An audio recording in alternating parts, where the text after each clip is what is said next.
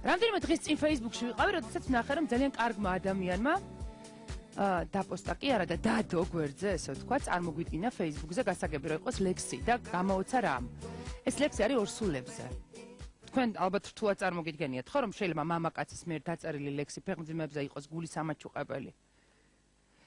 მოკეთ, ამიტომ სტუდიაში დავპატიჟე ირაკლი გაფრინდაშვილი, რომ მოგვიყვეს, წაგვიკითხოს ის ლექსი, რომელიც ერთ ღამეში დაწერა. ირაკლი გაფრინდაშვილი სტუდიაში.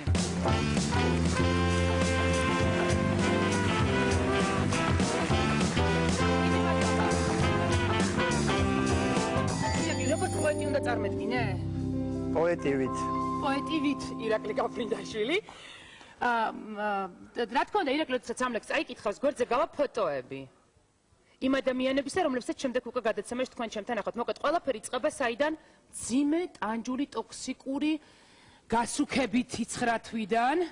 ეს მე ცუდად მახსოვს, ჩემი სუსტი წერტილია გახსოვთ ალბათ, მაგრამ ეს ყველაფერი კარგად თავდება. როგორ იწყება ამას ახლა ირაკლი მოგვიყვება. შენს ერთ ხეულში ორი გული ცემს. ტრიალ მინდორშიც კექსის სუნი გცემს. გულსა გიჩუყე ხშირად არც იცი. გულაღმა წევხარ იღლები ვიცი. ძაღლიყებს უცელს ბალის აფარებ. ცალხეს საბნის ქვეშ ჩემსკენ აპარებ. მერე მაღვიძებ ალბათ მოგშივდა. შენ თავს იმართლებ, იმას მოშივდა. ჩემი პერანგიც აღარ გეტევა. ხელის გულზე გძნობ მის შემოტევას. ერთი კვირაც და ოქტომბრის ბოლოს კერძე დავიწვენ ცისთვალა გოგოს. მადლობა. რასტარე, ცალი არ ყავს. თოლე არ მყავს. აბა, ეს როგორ აპარებს ხელს, მითხარი რა. ნუ ვიღაცა ხო იქნება მე რო გამოაპარებს და ეს ყველაფერი. არა, ეს იცი როგორ წერ ამას მგონია რომ შემოაპარა ხელი. ნუ არ ვიცი.